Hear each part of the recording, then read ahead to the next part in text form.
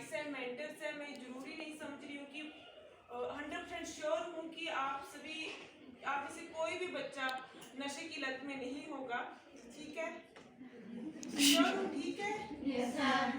फिर भी इस एज में इस चीज़ के बारे में, नशीले पदार्थों के बारे में आपको अवेयर होना बहुत ज़रूरी है, क्योंकि मैं समझती हूँ कि जब तक हमें किसी चीज़ के साइड इफेक्ट्स पता नहीं होंगे, हार्मफुल उसके कॉन्सिक्वेंसेस क्या हैं, इनके बारे में हमें जानकारी नहीं होगी, तो हम उस चीज़ को अपनाने की कोशिश कर सकते हैं।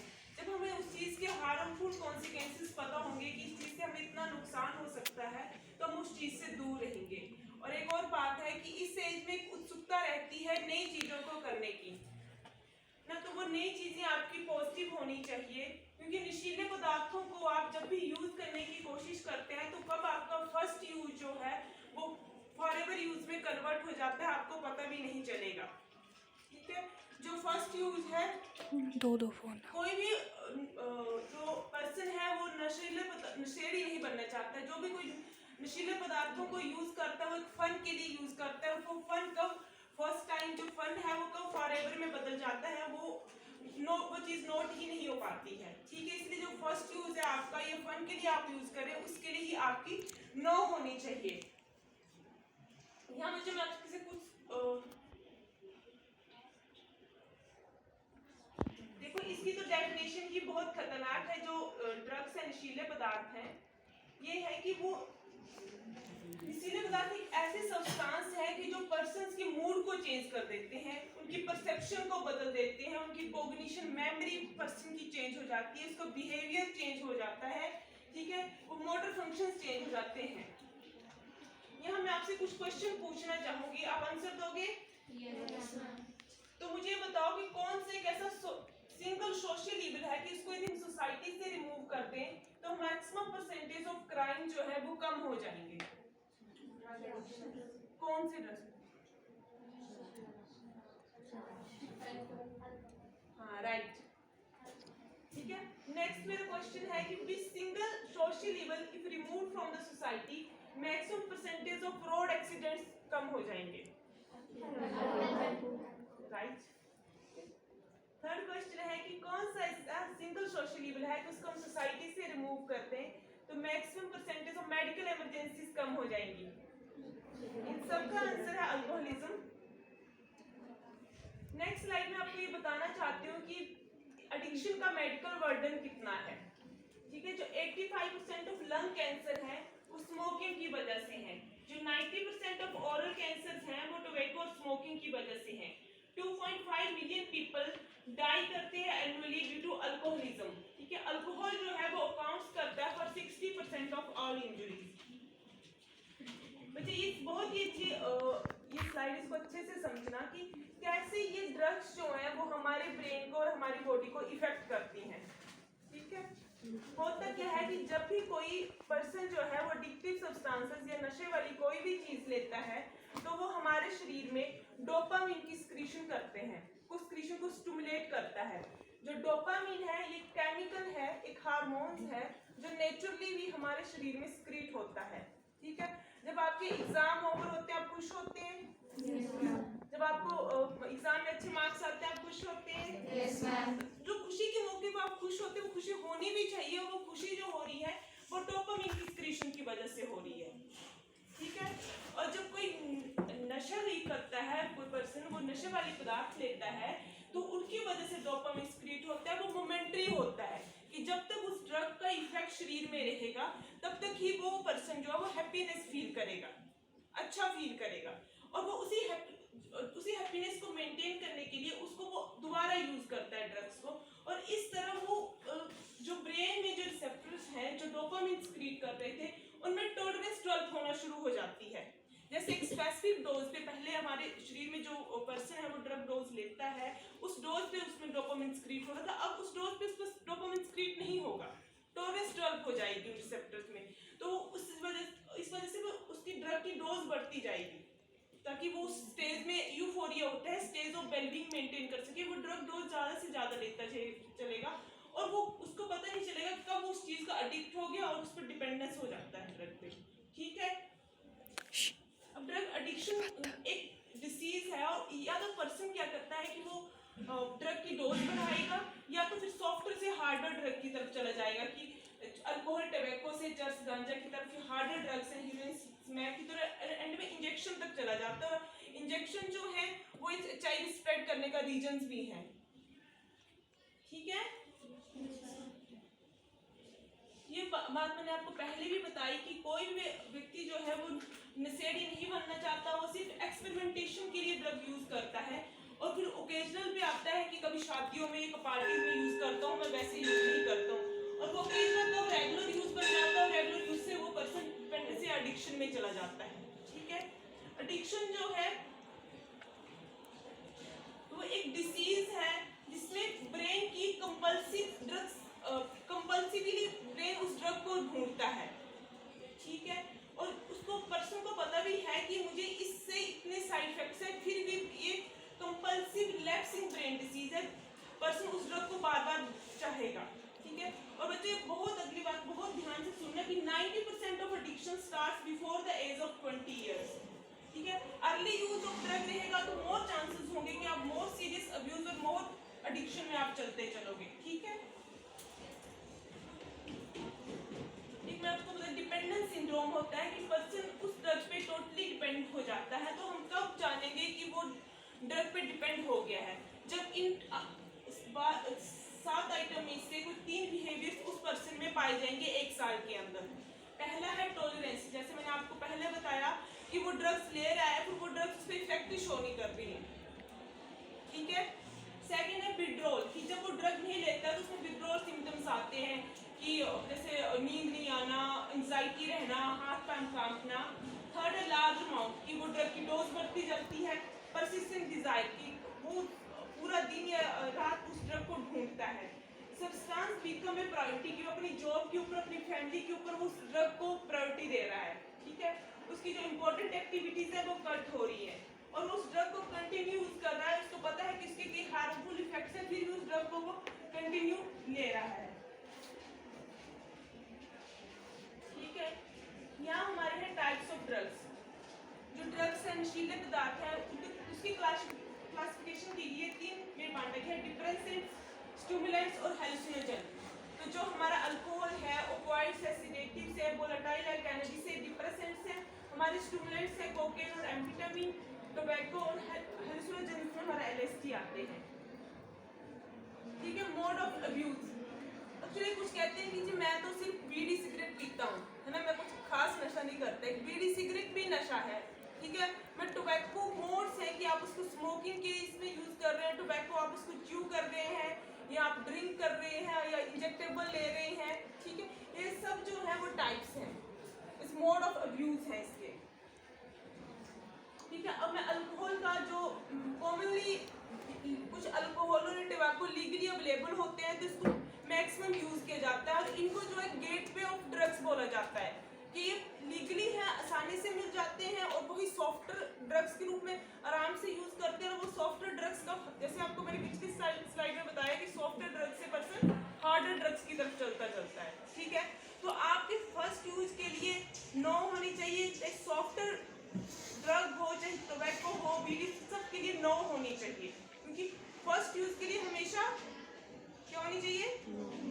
ना, ये मैं बार बार बोल रही हूँ, इस बात को आप फॉलो करना। ठीक है, क्या होता है कि जब भी जो भी अल्कोहल है उसको क्रोनिक लंबे टाइम के लिए यूज किया जाता है तो बायोस्टेरिक बिहेवियर, एग्रेसिव बिहेवियर उस पर्सन का हो जाता है, उसकी जजमेंट इम्प्योर हो जाती है, और अल्टीमेटली ये सारी चीजें डेथ को कंट्रीब्यूट करती हैं। ठीक है, नेक्स्ट है हमारा अल्कोहल के फिजिकल इफेक्ट्स। वही है जितने भी हमारे टैबलेट हार्मोन होते हैं, लीवर को ये डैमेज करेगा, अल्सर्स हो गए, जैसे खून की उल्टियाँ आना, हाइपरटेंशन होगा, वो जो मेजर विटामिन की डेफिशिएंसी रहती है। ठीक है, मेमोरी लॉस होगा, और जैसे कुछ प्रेगनेंसी में कोई यूज करता है तो अबॉर्शन हो सकता है, स्किल बर्थ, ये सब चीजें रहती हैं। इसके सोशल कॉन्सिक्वेंसेस क्या है? देखो, अल्कोहल, कोई भी पर्सन यदि अल्कोहलिक है तो उसकी फैमिली डिस्टर्ब होगी। ठीक है, फाइनेंशियली वो पर्सन लॉस पे रहेगा। ठीक है, अपनी जॉब में 100% नहीं दे पाएगा। ठीक है, और ये चीज जो वो अनएम्प्लॉयमेंट की तरफ भी ले जा सकती है। उसी उसी तरह हमारे डिप्रेसेंट्स में ओपियोइड्स आते हैं, एक्यूट कंडीशंस में नोजिया, कॉन्स्टिपेशन रह सकता है, लार्ज डोजेस में ये रेस्पिरेटरी डिप्रेशन, डेथ कॉज करती है सारी चीज़ें। कोई भी चीज़ इन ड्रग्स की एक सिंगल बेनिफिट भी नहीं है। कैनाबिस जो भांग है, इसको भांग, चर्च, गांजा इन फॉर्म में यूज़ किया जाता है। इसका साइकोलॉजिकल इफेक्ट्स ये है कि पेशेंट की है तो परसेप्शन, जिस चीज़ को उसकी परसेप्शन, वो सेंसरी, वो सब सेंसेशन डिस्टॉर्ट हो जाती है, वो रियलिटी में पर्सन जीता ही नहीं है। ठीक है, वो कुछ ऐसी एक्टिविटीज करता है, उसको पता होता है कि ये एक्टिविटीज मीनिंगलेस है, यूजलेस है, उसके बाद भी वो अपने आप को कंट्रोल नहीं कर पाता है। ठीक है, कुछ ये हमारे सेडेटिव्स होती हैं, कुछ ड्रग्स ये। ठीक है, नेक्स्ट है स्टिमुलेंट्स। नेक्स्ट उसकी क्लासिफिकेशन का ग्रुप है ड्रग्स का।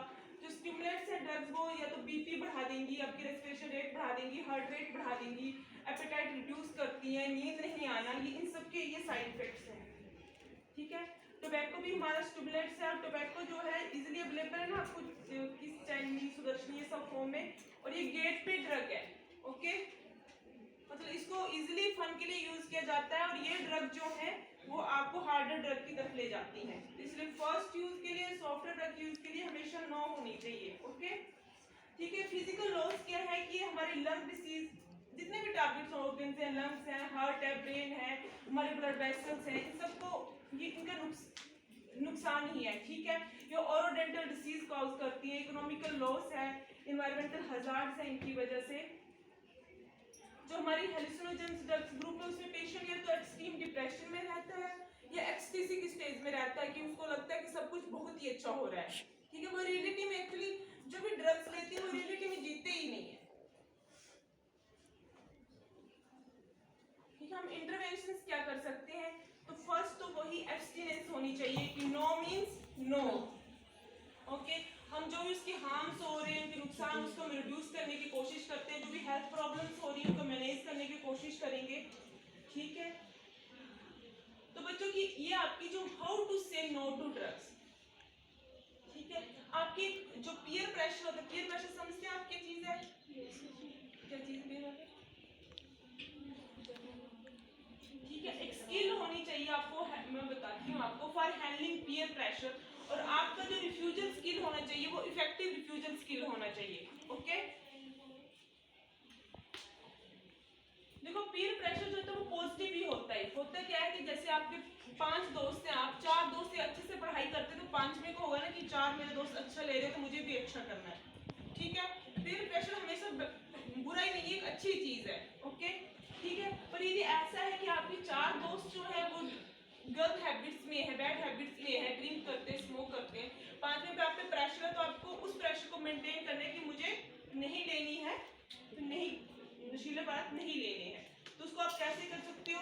ये आप डिफरेंट और डेयर टू अपनी हेल्थी बाउंड्री सेटअप करो कि मैंने ये चीजें नहीं लेनी है तो नहीं लेनी है। ठीक है, और आपने जो लाइफ गोल्स अपने लिए बना रखे हैं उनकी तरफ आपने चलना है। तो उनके साथ अपने लड़ाई झगड़ा नहीं कर लेना, लड़ने नहीं पड़ने की मुझे फोर्स कर रहे हैं। आप पोलाइटली उनके लिए मना करेंगे, वो फिर भी नहीं मान रहे हैं, तो उस सिचुएशन से आप भाग जाओ। ठीक है, और उनको भी आपने सुधारना है। कैसे आपने आइडेंटिफाई करना है? ठीक है, कि आपको लगता है कि कोई आपका फ्रेंड्स है, वो अब आपके साथ आई कांटेक्ट नहीं कर रहा है, आपके साथ पैसों की डिमांड कर रहा है, पहले उसकी जो एकेडमिक परफॉर्मेंस अच्छी थी अब अच्छी नहीं है। ठीक है, उसमें कुछ लैक ऑफ एनर्जी है। ठीक है, जो पहले वो एक्स्ट्रा करिकुलर एक्टिविटीज में पार्टिसिपेट करता था अब नहीं कर रहा है। ठीक है, और डे टाइम में वो ड्रोजी रह रहा है, लिथार्जी रह रहा है, और ये ओवरली इमोशनल। ऐसा कहा जाता है कि जो शराब पीता है जी बहुत अच्छा है, वो अच्छा नहीं होता, वो ड्रग के इफेक्ट से ओवर इमोशनल हो जाते हैं वो लोग। ठीक है, वो अच्छे नहीं होते, पर ड्रग के उसमें साइकोलॉजिकल इफेक्ट्स आ रहे होते हैं। ठीक है, ये कैसे अपने देखो डी एडिक्शन चीज़ से, कोई भी चीज़ हमने उसको डी एडिक्शन की तरफ ले जाना है, मना करना है, हम और आप सिर्फ एक हेल्पिंग हैंड हो सकते हैं। ठीक है, और उनकी अपने खुद की विल पावर होनी चाहिए कि मैंने ये चीज़ नहीं लेनी है तो नहीं लेनी है। ठीक है, और दूसरा है कि मतलब जो डी एडिक्शन की तरफ जाना थोड़ा पेनफुल होता है एडिक्शन से, पर वो धीरे धीरे उसकी तरफ जा सकता है with the help of family. ठीक है, with the help of friends. ठीक है, और उस चीज़ से ज़्यादा जो बैड हैबिट है आप में कोई भी, उससे फाइट नहीं करना है वो धीरे धीरे छोड़नी है आपने, उसकी जगह आपने एक न्यू गुड हैबिट डेवलप करने की कोशिश करनी है। ठीक है,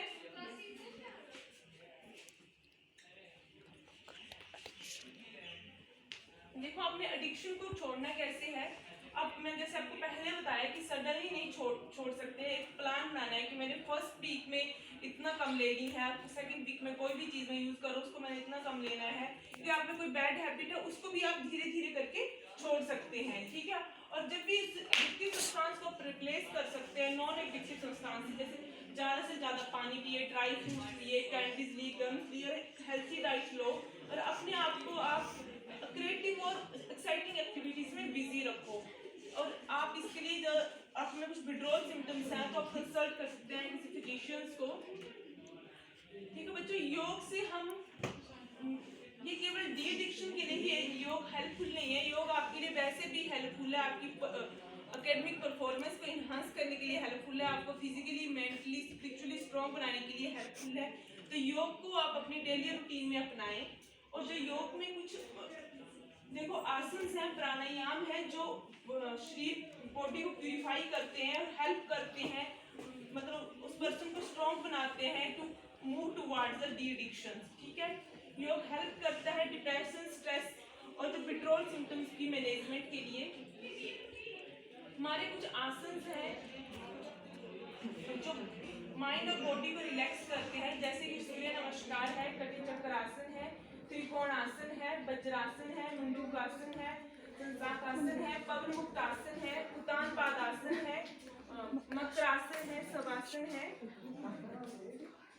ठीक है, हमारा प्राणायाम है, प्राणायाम भी माइंड और बॉडी को रिलैक्स करता है, इसमें हमारे भस्त्रिका, कपालभाति, अनुलोम विलोम और भ्रामरी है। थर्ड है हमारा मेडिटेशन, ध्यान लगाना। देखो आप ध्यान लगा के जो है वो जो कंपल्सिवनेस होती है, अर्ज होती है ड्रग की, उसको आप रिड्यूस कर सकते हैं, अपने माइंड पे कंट्रोल कर सकते हैं। ठीक है, ध्यान लगाना वैसे बहुत टफ है, मेडिटेशन करना टफ है, पर आप जो इसको इजीली कर सकते हैं, इजी वे है कि कंफर्टेबली आप बैठो। ठीक है, जो आप सांस ले रहे हैं, आप सांस छोड़ रहे हैं, उस पर आप कंसंट्रेट करो। लगभग ऐसा आप 2 से 5 मिनट पर अपनी सांसों पे ध्यान दो, जब आप सांस अंदर जा रहा है, जब आप सांस बाहर छोड़ रहे हैं। ठीक है, ये वे है, ये सिर्फ आपको डी एडिक्शन की तरफ नहीं, वैसे भी आपकी स्टडीज में भी मेडिटेशन का बहुत रोल रहेगा, आप अच्छा करके ये अच्छा परफॉर्म कर पाओगे। ठीक है, मैं होप है मुझे कि आप इन चीज़ों से दूर रहोगे, और कोई इस चीज़ में इंडल्ज होगा तो वो डी एडिक्शन की तरफ मूव करोगे। ओके।